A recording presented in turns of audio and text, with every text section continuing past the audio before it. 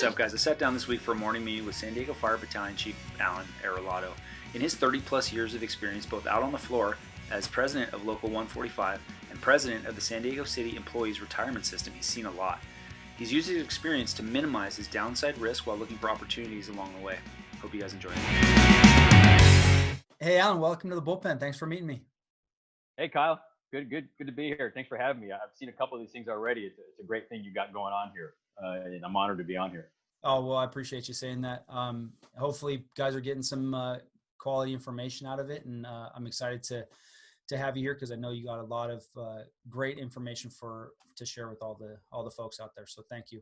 Well, thanks. I appreciate that. Yeah, you bet. So your normal job as a supervisor in our dispatch, how have you seen things change with all that's been going on recently? Oh boy, being the command battalion chief up at ECDC, my job is to keep eyes on the whole zone, not just the city of San Diego, right? So all the other agencies within the metro zone, and it's been fascinating to watch things evolve, right? From when we first shut down and how slow things began and how things slowly started to pick back up. And one of the metrics that I use, oddly enough, is because we're right there near the freeway, is the amount of cars on the freeway on 163 going by ECDC. And there's a direct correlation to the amount of cars on the road to our increase in call volume. It's kind of odd the way that works, but more people out, more calls. Yeah. And so it's going to be interesting how we move forward in this unknown event, right? We don't know where we're going. We have no idea how this is going to end up or how long it's going to go. So yeah, we're all a little scary. Yeah, for sure. We're all kind of getting used to a new normal here, but part of the new normal is right. having conversations like this. I'd much prefer to do this in person, but this is one of those ways we're going to have to adapt. And I think that's the case just for everyone. Yeah, absolutely. I didn't even know what a Zoom meeting was 2 months ago. Yeah. Right. And now I feel like I live on these things. Yeah. Now you're a veteran. Yeah. We actually have our fire dispatch supervisor meetings on Teams, by the way. And, we do video conferencing. We meet with them every month. Yep. And so there's 10 or 15 people on there. So it's just telecommuting and Zoom meetings and Microsoft Teams and all that stuff. It's just, I think it's here to stay. It's how we're going to do business from now on. No, so do I. Well, cool. You ready to get this thing going? Yeah. Let's do it. All right, cool. So I don't have to explain to our chief in dispatch what a first alarm is on the fire department, but here at the FIREhouse, our first alarm is I'll ask you 4 questions. You give us 1 piece of advice. Sound good? Yeah, sounds good. All right, good. Cool. So here goes your first alarm. Well, you are first in on your first alarm, so I need a size up, and that's who you are, where you work, and how long you've been doing it. Okay. Well, thanks for having me. I'm Alan Arrollado. I've been with the San Diego Fire Department for coming up on 32 years in July. So before that, I did some time as a seasonal firefighter back in the early mid 80s and came to work for the city in 1988. I think I've had a great career. It's been phenomenal. I went past my dreams 10 or 15 years ago to where I am now, where I thought I dreamed I would be when I joined the fire department. But 9 years as a firefighter, 6 years as an engineer, 13 years as a captain, and now a BC for coming up on 4 years. Spent some time on USAR, got to travel around, got to go to Katrina, an amazing challenge, a difficult time. Learned a lot about myself, learned a lot about emergency response and working in harsh conditions. And then after that, came back and got out of the USAR a little bit, slowed down, and then was at Station 11 for about 7 years. And then after that, I went on the union board in 2008. Spent about 9 years on the union board, 3 years as the president from 2014 to 2017. And in that same window of time frame, I was actually on the San Diego City Employees Retirement System board, of which I chaired the disability committee for several years, sat on an investment committee for several years, and then spent 2 years as the vice president and 2 years as the president of the San Diego City Employees Retirement System, which I think today is about a $9 billion trust fund. At the time, we were coming right out of the recession in 2009 in pension reform, and I was there when the state passed the Public Employees Pension Reform Act, PEPRA, and implementing those types of things. And so it was quite a challenging time coming out of the recession. Yeah, no, I was around back then too, and I do remember how hard it was for our folks. And what is concerning for me is I'm seeing a lot of the same sort of things. While it's something different that caused the economy to struggle now, I'm seeing a lot of parallels. What do you think about that? Well, if people have been around me, they probably heard me use this analogy, right? Working for the fire department, it's like we're riding a merry-go-round, right? We just keep doing the same thing over and over and over again. Sometimes when you go around, you're on the horse. Sometimes you're on the giraffe. Sometimes you get the brass ring when you go by. But working for the fire department for all these years, I've come to realize that we keep doing the same thing over and over again. A lot of it's tied to the economic cycle. Some of it's tied to fire chiefs coming in and out. I've had 8 fire chiefs in my career. Policies come and go, ideas come and go. And I guess with 32 years on, I'm not seeing a ton of new ideas, but I'm seeing variations of old ideas at this point. And so once you get used to that riding that merry-go-round, you can start anticipating a lot of these things. And so our current climate, I mean, we are not recession-proof in the fire department. So if a recession hits, we feel it in the fire department. Now, fortunate for us, we don't feel it as harshly as the general public, but we still feel it. And it's hard on a lot of families in the fire department when recessions hit. Yeah, no, absolutely. And I do remember 2009, 2010, a lot of our members struggling badly and losing their houses. And it was just horrible. Right. And that's what I'm fearful of in the coming months and years as this thing progresses, because we don't really know. We have no historical perspective on a pandemic, and so while I agree, right, it does feel like a merry-go-round. This one feels different, and part of not exactly knowing how to fight your enemy is a discomforting thing, and I just hope that we come out of it in one piece. Yeah. So there's a lot of things that cause recessions, right? This time it's a pandemic.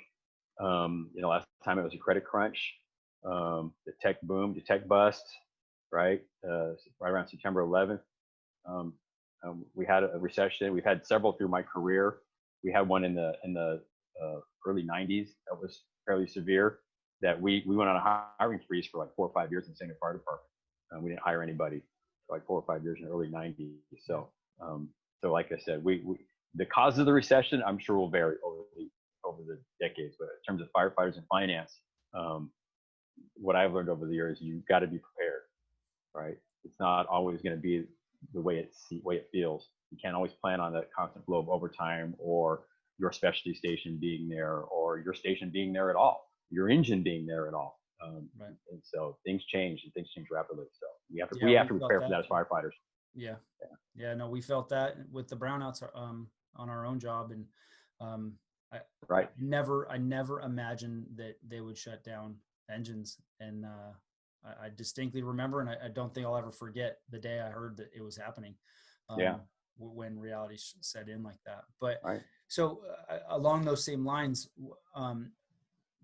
based on your time with the SD-CERS board, how did all that shape your, and two, just growing up in the fire service over the last 32 years, how has all that shaped your investing philosophy? How, what sort of things are you looking at to help make sure that you're gonna have a happy retirement? Well, it's interesting you asked that question, because there's so many things going back to my years of service and how I handle my money now relative to how I handled it 25 or 30 years ago. And SD-CERS experience just really honed my skill set when it comes to managing the money and making decisions on how to invest. But prior to that, I made a lot of the same decisions that a lot of our young firefighters make, right? And I put money into depreciating assets. And I mean, like buying cars and boats and motorcycles and jet skis and those types of things. Those are all fun. And I'm not saying you shouldn't do that. But you have to be very cautious about when you park your money in a depreciating asset. Can you just explain the difference between a appreciating asset and a depreciating asset for people that don't know? Yeah, sure. Simple enough. You put your money into it, whether you buy something and the value goes up or the value goes down, right? And when you put your money into things where the value goes down, that's a depreciating asset. And so hopefully the usefulness you get out of that is worth the value of that depreciation over that time frame. And so you need to be cognizant of that. So for me personally, I buy the car I have now, it's a 2003. And when I buy cars, I don't buy very many of them, but I learned many years ago, buy a car, maintain it, and keep it for a very, very long time. And that's the only way to get here. For me personally, I don't like spending a lot of money on cars, car payments, car insurance, registration, that type of stuff. And so the car I drive is 17 years old, and I own it, and it's cheap, and it's not depreciating anymore, but it did. But the only way to get my value out is to drive it a long time.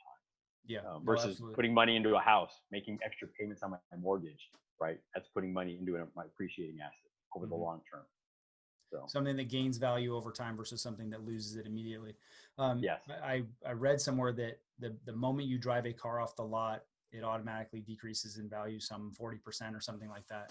It's ridiculous. It's incredible. It's ridiculous. Yeah. Makes me want to buy some automotive stock now, right? Yeah, right. Yeah. Right. Maybe it's all pretty dirt cheap right now. The valuations on the automakers are pretty low. That's right. So will they come back or not come back? I don't know. I can be on the other side of that equation.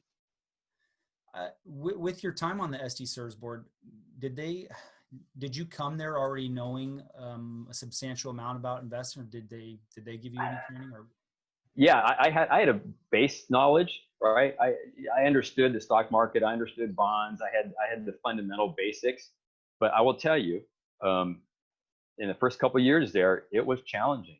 There's a language spoken in the investment world, and anybody who watches any time watching CNBC or the business channels, it's a jargon. It's like a civilian listening to a bunch of firefighters talk, right? We speak a language that firefighters speak that when we're around civilians, they have no idea what we're talking about. So learning to speak that language was probably my biggest challenge there. And so the way I overcame that was, fortunately for me, because of the fiduciary duty that I have over that giant trust fund, is I went to training in the system, and the members in the system paid for me to go to that training.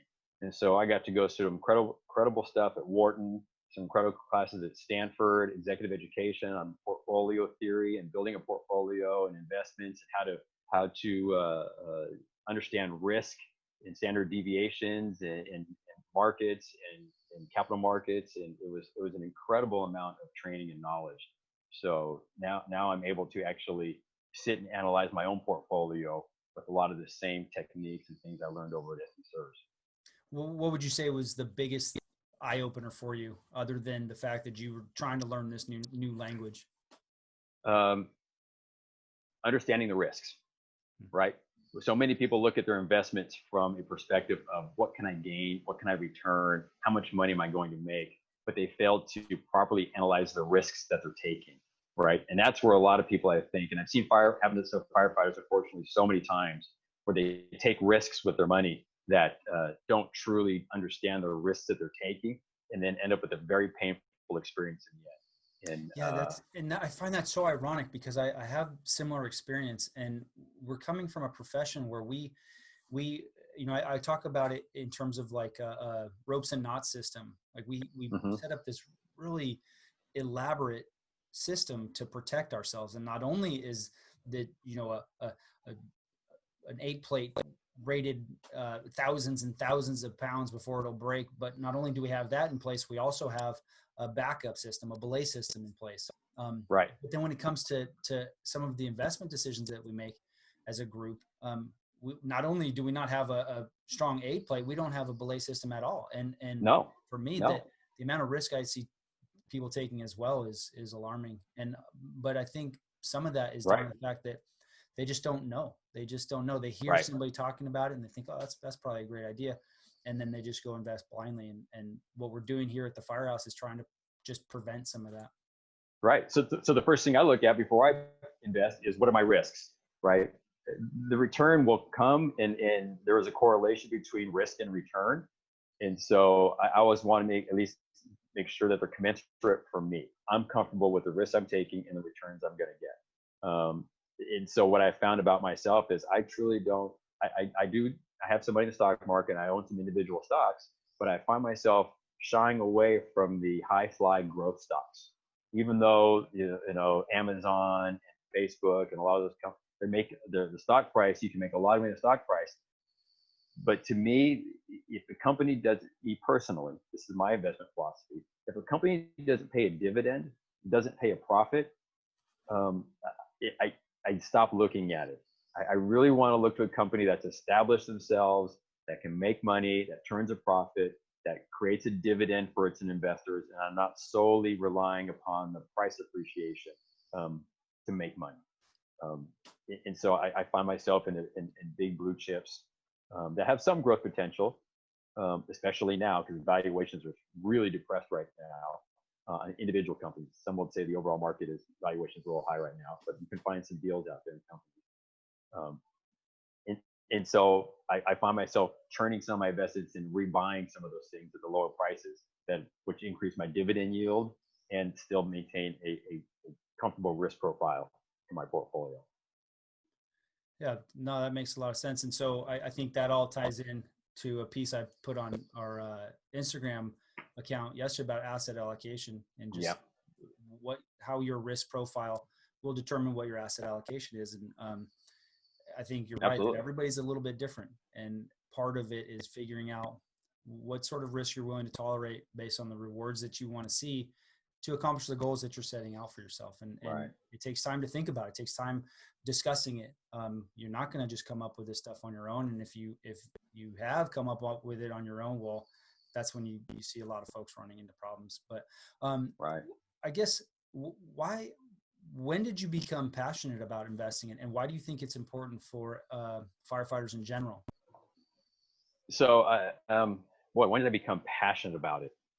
I've always had a desire, right? I've always played a little bit. I've always had a deferred comp account, right? I've always managed my deferred comp account. I've always had my 401ks, that type of thing. So I've always monitored my investments and monitored my contribution accounts from that perspective. And it wasn't until the last decade or so I actually had taxable money where I was investing in the stock market with taxable money. And so, and one of the things that got me into that taxable side was because I realized that all of my retirement income was going to come out of retirement or defined contribution accounts, which means it's all going to be taxed at the ordinary tax rates, right? Whereas if I actually started doing taxable investing, that's all going to be taxed at either qualified dividend or capital gains rates, which is significantly lower than ordinary taxes. And so I wanted to diversify my taxes. So then I became more passionate about stock investing, right? Because I had a desire to actually diversify my tax profile in retirement. Okay, so just so people who are listening that aren't necessarily from this city, we have the option to invest in a 401k or a 457B. But then some folks like yourself, Alan, have then gone and done like an individual retirement account outside of the city. Is that, am I hearing? No, just a straight up brokerage account. Just a brokerage account. Just a brokerage account, right? Okay. And do taxable investing. Got it. So, and I pay capital gains tax on that account. Mm-hmm. If I earn capital gains in it. Sure. And we could have a whole nother discussion about trying to harvest some capital losses based on how the stock market has performed recently, but maybe we'll save that for another time. If I'm a firefighter and I have a pension, so we have a tiered system here in San Diego, but if I'm one of the people that has a pension, what's your, and I know this isn't just your opinion, so I don't mean to put you on the spot, but what do you think will be there for folks with a pension at the end of their career? Is that something that they're likely to be able to rely on, or should they be investigating other opportunities? So yeah, great question, right? So the short answer is yes, it will be there, right?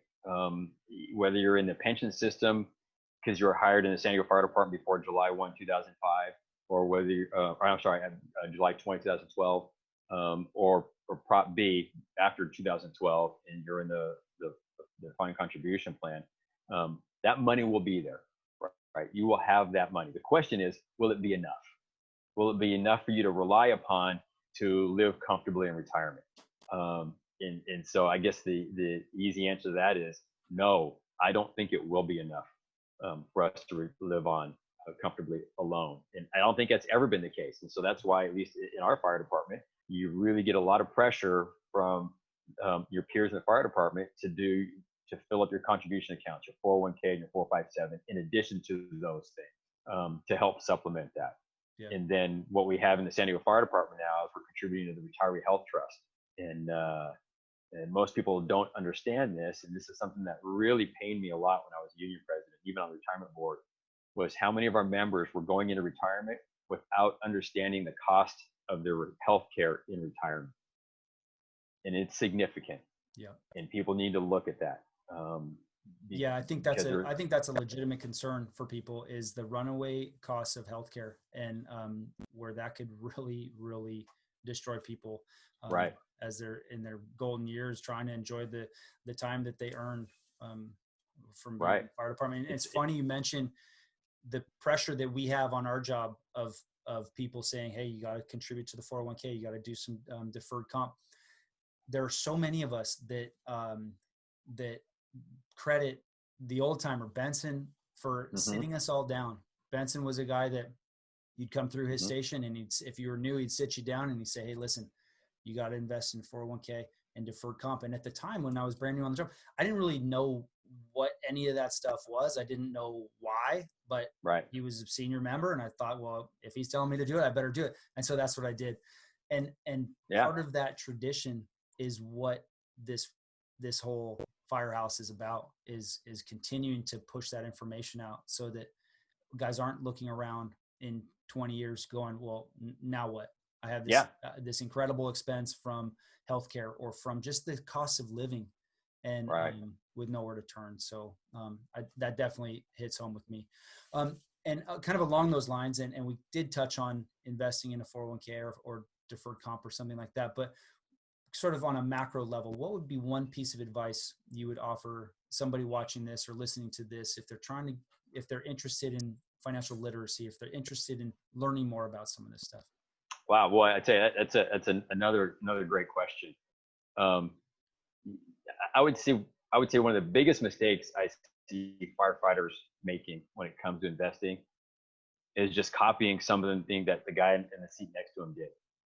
Right? Or trying to say, this is what you're doing. I want to do that too. I want to do what you're doing. I'm going to invest what you're investing. I want to do it. And sometimes that works. And a lot of times it doesn't work. And so what I really encourage people to do is to sit down and do their own financial plan. Right?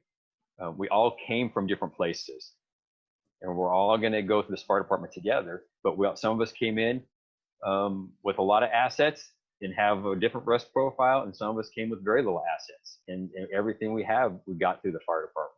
So it's hard to just copy what somebody else has done. People have looked at me, and I'm flattered by it, because they say, hey, I want to do what you do. I want to retire when you retire. I want to follow you. But you can't do what I do. I had a different life than you live, right? I had different things occur in my life, both good and bad. And so unless you're going to have all those things occur in your life too, you can't follow my same financial plan. So number one, come up with your own plan, and it's your plan, and don't let anybody else be critical of your plan except you, right? And then as you grow your plan, as you move through your plan, and you start accumulating assets, don't compare your success. Don't judge your own success based on the success that others have had, right? It's really easy to sit on the fire engine. That was me. I'm riding the fire engine with another firefighter, and somehow he's got a boat and an RV and a bigger house than I do, and I don't. And I start chasing the things and start investing in things and trying to live his life, because I'm envious of the assets that he has, that he's accumulated. But he started a different place, or he had different ways of accomplishing it. So don't be influenced that. And I guess there's a saying that I throw along there, and I guess I embrace it over there. What is it? Comparison is the thief of joy, right? So if you're constantly comparing yourself or your life to others and trying to judging your own value based on what something that somebody else has, you're never going to be happy. Right? Oh, I just love that. Comparison is the thief of joy. That's one that we could all really embrace. And I think it's in the same realm of the saying that personal finance is just that. It's personal. Personal, exactly. No two people are going to have the same investment goals, investment horizon, or the backstop to help them get there. So I think that's just perfect. And exactly. And so one more thing I think is important for firefighters, Kyle, is before you start going down the road of investing and taking a lot of risks, you need to protect yourself and your family. And you need to have an emergency fund. It's really easy to say we're firefighters and we'll always have a job, we'll always have a paycheck. But that's not always the case, right? If you're relying on overtime could diminish quickly, as we've seen in the San Diego Fire Department, or your spouse could lose a job, or some expense may hit you that you're not ready for. And so before you start taking risks on investing, you should make sure that you and your family are protected by having that. It's 3 to 6 months of backstop, so that if something bad happens, and as firefighters, we should be able to figure out what that is, right? And the various ways that bad things can happen, so that you're not wiped out. And I think what's really painful right now is to watch all these people during this pandemic, and you can see who doesn't have an emergency fund. Right. And I get that if you have a low wage job, it's really, really hard to build one, and that's unfortunate. But you see the people that get in trouble really quickly, right? They're living paycheck to paycheck to paycheck. And firefighters have the ability to not do that. And so I would really encourage people to build that emergency fund before you really start taking any risks with your money. Yeah, that's great in the advice. stock market.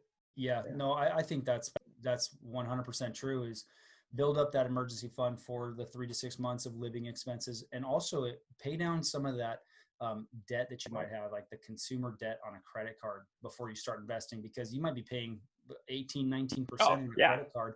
I mean, that's going to be pretty dang hard to find investing in the stock market or real estate or anything else. So pay down your debt, build up the emergency fund, and then you can start going. That's like one of the tenets of the Dave Ramsey school of thought with personal finance, which I think is just right on the money. So yeah, thanks for sharing. Yeah. With that, I think we got knocked down on your first alarm. Oh, outstanding. Yeah. You did amazing. Yeah. You did amazing. Yeah. I've had a couple knockdowns over the years. Yeah, it looks like good.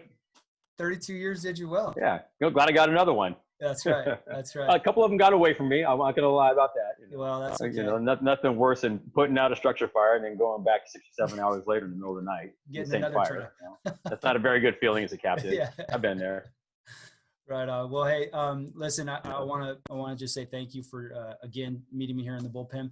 If people are looking to learn more about you or connect with you, where can they find you?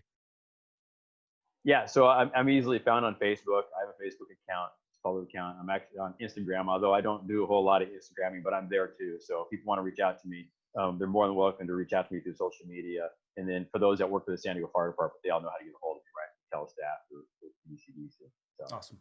So perfect. Thanks for having me, Kyle. This was awesome. Man. Really appreciate it. Thanks for your time. All right. Thank you. All right. Thanks again to Alan for meeting me here in the bullpen today. When you've been through as many economic cycles as he has, you learn a lot about how to manage your downside risk while looking for opportunities along the way. His advice about not buying depreciating assets while also building up an emergency fund is just spot on for us, because as he rightfully points out, we are not recession proof. If you'd like to learn more about Alan, he's on Facebook and Instagram at Alan Arrollado. That's AlanArrollado. If you'd like to learn more about us, we're on Facebook at The FIREhouse. That's f.i.r.e.house. On Instagram, the _fire_house. On LinkedIn, The FIREhouse Investors, or any place you find podcasts. If you learned something today and you want to hear more, please like, share, and subscribe. But no matter what you do, take this information, go out there, and get some. Station F.